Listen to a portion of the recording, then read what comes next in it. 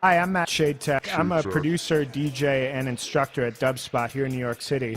In this video, we're going to be talking about how to make dubstep-style wobble bass using the ES2 synthesizer in Logic.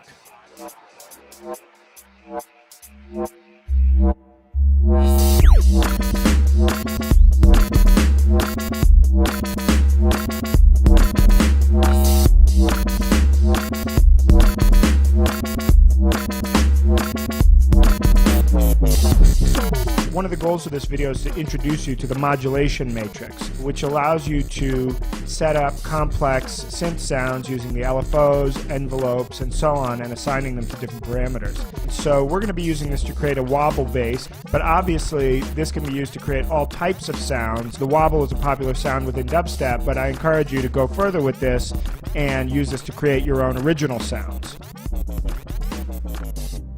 So what we're going to do is we're going to start by creating a new software instrument track, and we're going to add an ES2. Now we're going to start with the tutorial setting analog saw init. So that's going to be tutorial settings, analog saw init here. The reason we're using this is because it's a simple sound to start with. I'm going to take this saw wave and I'm going to dial it around to about here. So what this is this is going to be a sine wave with some frequency modulation. If we listen, initially it sounds like this. We're going to want to go lower. So I'm going to take the pitch of this oscillator and pull it down to -24. So now we've got a nice thick bass sound. And so what we're going to do now is we're going to dirty it up using some frequency modulation. So I'm going to turn on this second oscillator. And I'm going to go down here to where it says sine. And I'm going to choose the glass 3 setting. These are wavetable oscillators that come in Logic, and they're useful for creating some different textures. So now, pretty harsh, but we've got our kind of dirty texture to start with. So what we're going to do now is we're going to assign some modulation to it to set up the wobble.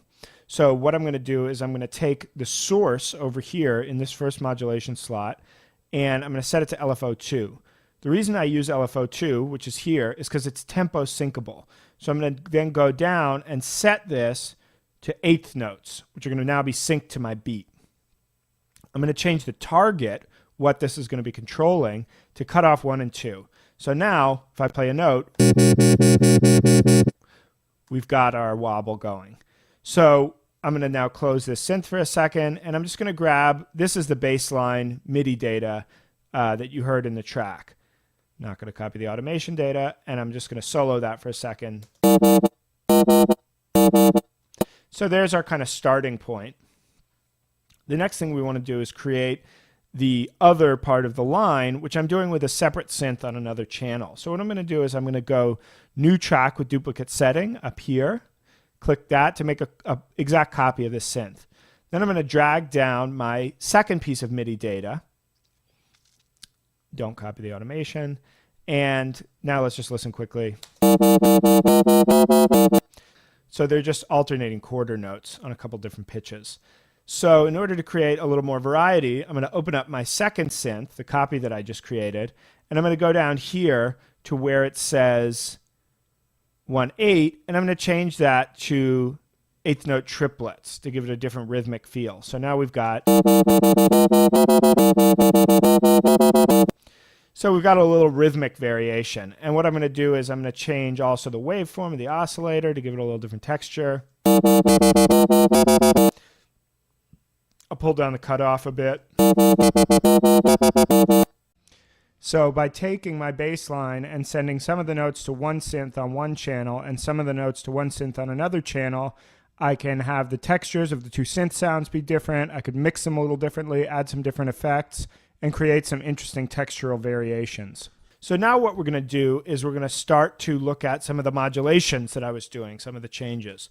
So the first thing I did was I just made a copy of the first line and just transpose it down an octave.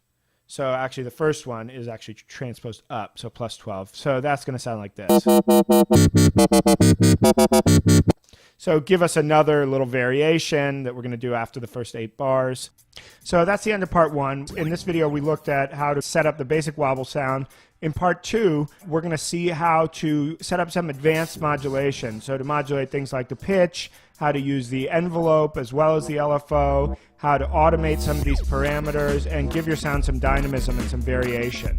And if you'd like to learn more about DubSpot, our school in New York City, you can check out dubspot.com. For more about me, Matt Shadetech, you can check me out on Twitter, twitter.com, Matt Shadetech, or you can go to the website for my crew and label, Duddy Arts, which is duddyarts.com. If you'd like to get a copy of the project file that I've been working on here, the Logic project file with the sounds in it, you can sign up for the DubSpot mailing list at the link below, and we'll email a link to that to you. Thanks very much for watching, and I hope this was helpful.